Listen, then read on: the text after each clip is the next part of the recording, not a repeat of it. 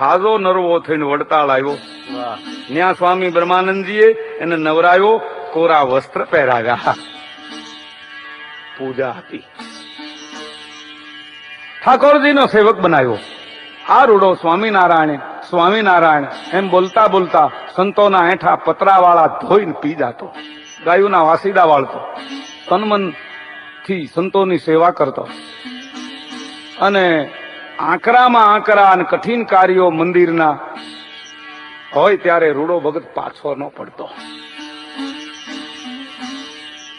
રૂડા ભગતનો કંઠ એવો મીઠો ને હલકદાર હતો કે સ્વામી બ્રહ્માનંદ કીર્તનો રચે ને રૂડો ભગત ગાય.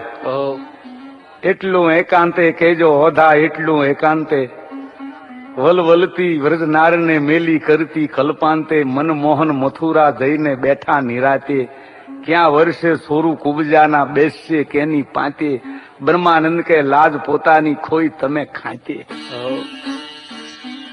પછી શ્રીજી મહારાજ વડતાલ પધાર્યા ત્યારે બ્રહ્માનંદજીએ શ્રીજીના ચરણ સ્પર્શ રૂડા ભગતને કરાવ્યા. બરાબર પૂર્વ વૃતાંત રૂડાનો કયો ત્યારે પતિત પાવન ભગવાને રૂડા ભગતના કીર્તન સાંભળી એના ગળામાં હાર પહેરાયો. પણ ત્યાં તો રૂડાના નેત્રોમાંથી આંસુડાની ધારાઓ વરસી. ગદગદ કંઠે કહે છે, હે પ્રભુ, જોબન બાપા અને સ્વામી બ્રહ્માનંદજીના પ્રતાપે તમોએ મને પાપીને પાવન કર્યો, નહીતર મારા જેવા અધમા અધમને ભગવાનની સભામાં કોણ બેસવા દે. એટલો બોલી રૂડો ધ્રુસકે રડવા લાગ્યો. શ્રીજી મહારાજે એના પોતા પાસે લઈ છાનો રાખ્યો અને બોલાયા, જા રૂડા, તારા બધાય પાપ આજથી બળી ગયા. આ રૂડિયો રખડું મટી અને રૂડો ભગત કહેવાનો. જોબન પગીને એક પિતરાઈ કાકી હતી, નામ કડવી, પણ ઝેરથી એ કડવી, ગજે પૂરી ગજું,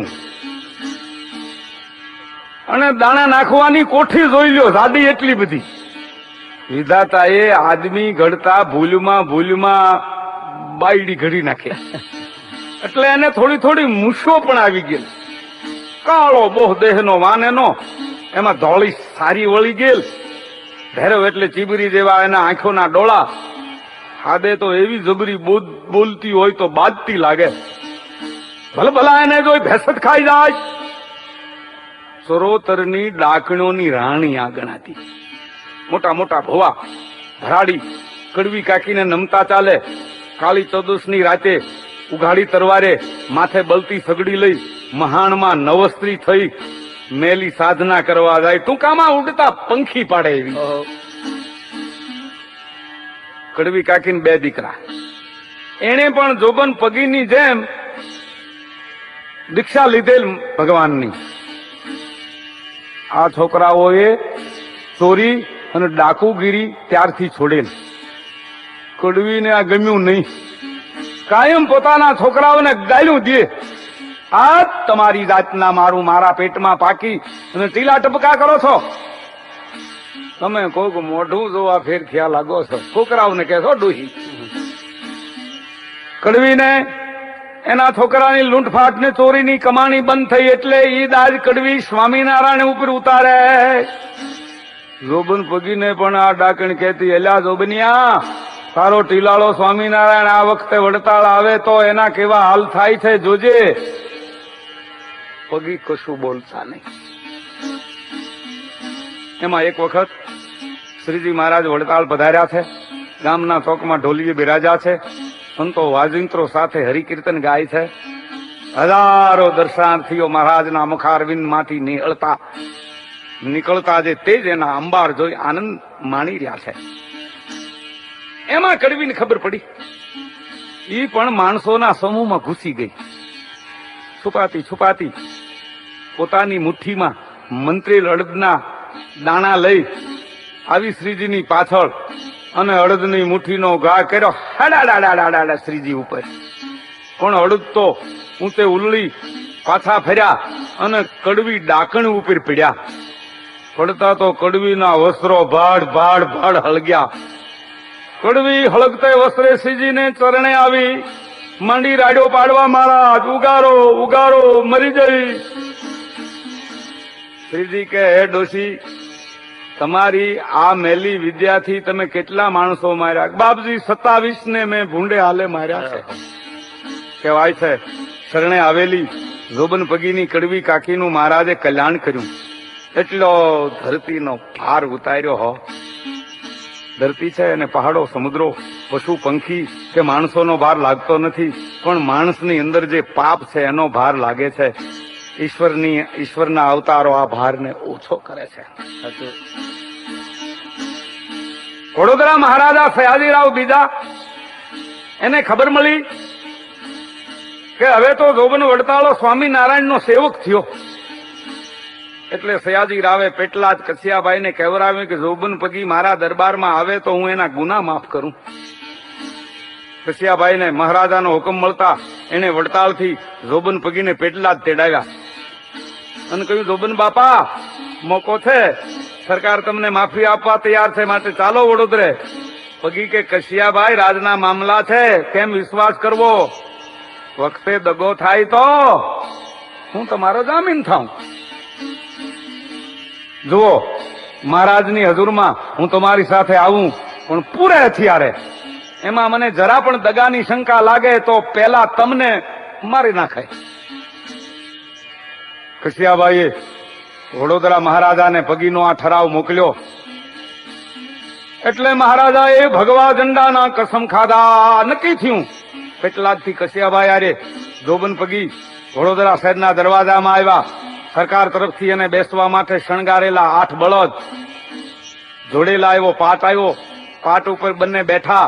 નાચનારી મુજરો કરતી આવે છે, પણ જોબન પગીની નજર તો નીચે જ છે. હો, ઈ પરનારીને માતા કે બેન જ માનતા હો. વડોદરા શહેરનો માનવ મેરામણ જોબન વડતાળાને નિરખેર્યો છે. થાતા કસિયોભાઈ અને જોબન પગી રાજ કચારીમાં આવ્યા. સરકાર સિંહાસને બિરાજા છે. હજુરી બેને મહારાજ પાસે લઈ ગયા. રાજરીત પ્રમાણે કસિયાભાઈ અને પગીએ મહારાજને ગોળ નજરાણા કર્યા. પછી જોબન પગી અને કસિયાભાઈએ સરકારને સલામ ભરીને 2 હાથ જોડ્યા. મહારાજા કહે, કેમ જોબન પગી, હવે તમે તો સ્વામિનારાયણના સેવક થયા વારું?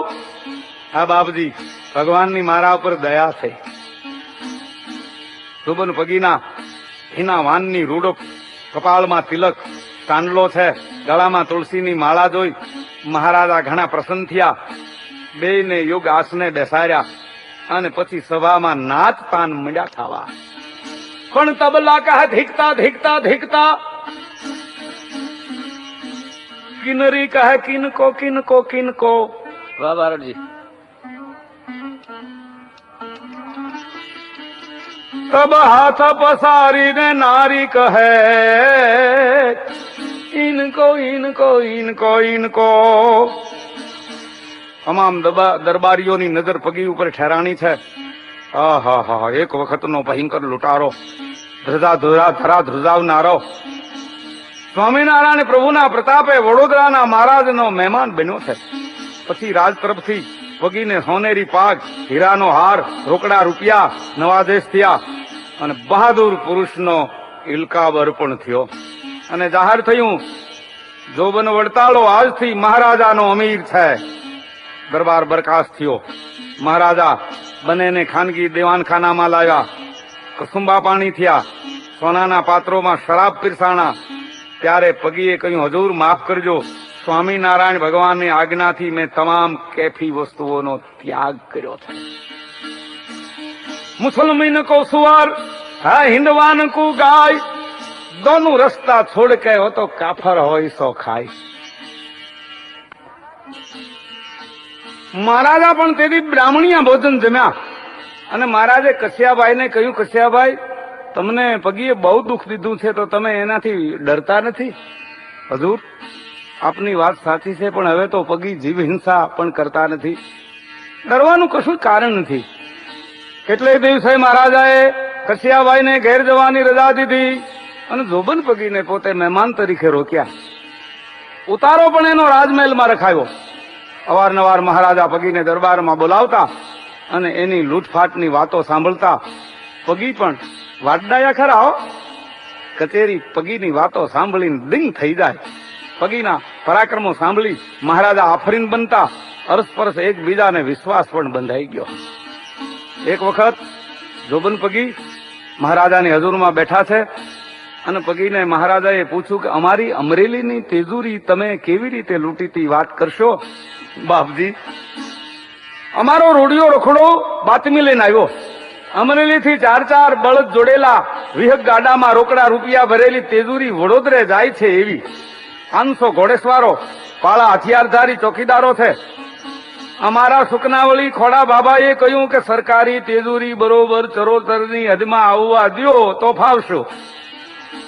તેજુરીને કાફલો ચરોતરમાં સીધી નદી અને વાત્રક એની જે કજાડા કોતરો એમાં કાફલો ઉતર્યો. 3 ગાવની ઉદાય રાતનો સમો ગાડે ગાડે બંદૂકધારી મસાલો જળહળે છે. પણ અમારા તીરંદાજો ચરોતરના ઊંચા ઝાડવા ઉપર તીરકામઠા લઈને ગોઠવાઈ ગયા અને તેજુરીના કાફલા પછવાડે મારવાડી કાળિયા ઊંટ ઉપર હું અને રૂડિયો રખડું હતા. પગી મહારાજા પાસે વાત કરે છે કે એમાં એક તેજુરીનું ગાડું એક પાણીના નેરાના કાદવમાં ખૂત્યું.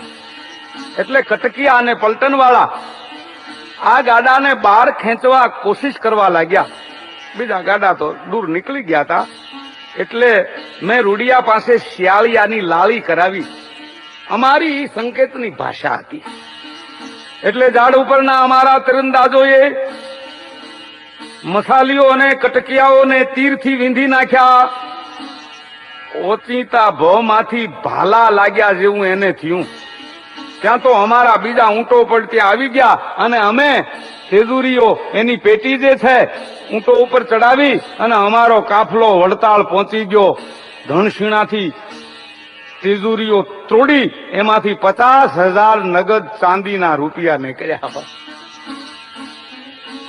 સરકારને ખબર પડી એટલે સુબાના લશ્કરો વડતાલને ચારે બાજુએ તપાસ કરવા લાગ્યા. પણ કાંઈ નિશાની તો જડે. પછી મારા માણસોએ રાતમાં સરકારી પલટનના તંબુ ડેરા સળગાવી નાખ્યા. આખી પલટનને વીંધી નાખી. કોઈ ભાગ્યા ઈદ બાબજી ઉગડ્યા અને પછી તો સરકારી માણસો વડતાળની હદમાં આવવા ડરવા લાગ્યા. અમારી મંડી ફે ફાટવા. વળી મહારાજા કહે છે જોબન પગી, ઓખા મંડળ જે દ્વારકા એની સરકારી તેજુરી વડોદરા આવતી હતી ત્યારે બંદોબસ્ત બહુ કડક હતો. છતાં એ તેજુરી જે લૂંટનાર વારું તમે હતા કોઈ બીજું?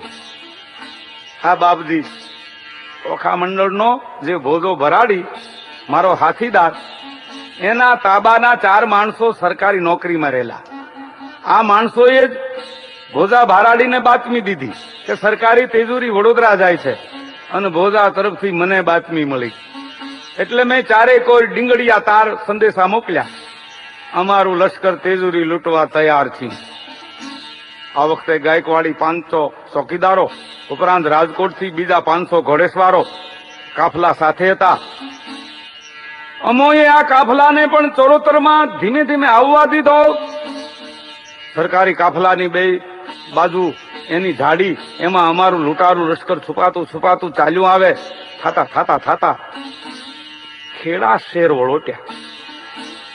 એમાં તિજોરીના એક ગાડાનો ધરો ભાંગ્યો. પૈડું પણ નીકળી ગયું. વળી એક બળદને પગમાં વાગ્યું. એટલે સુબેદારે ત્યાં તમામ ગાડા રોક્યા. છાવણી નાખી. ભાંગેલ ગાડું ખાલી કરી. વળી એક બીજું ગાડું પણ ખાલી કરાવ્યું. એ ગાડા ઉપર ભાંગેલું ગાડું ચડાવ્યું અને શહેરમાં હમું કરાવવા મોકલ્યું. હવે સરકારી છાવણીમાં ભોજા ભારાડીના જે 4 માણસો પલટણીયા હતા એને તાકડો હાંધ્યો. એટલે દિશાએ પોટલીએ જવાને બાને છાવણી બહાર નીકળ્યા. ભોજાને મળ્યા તમામ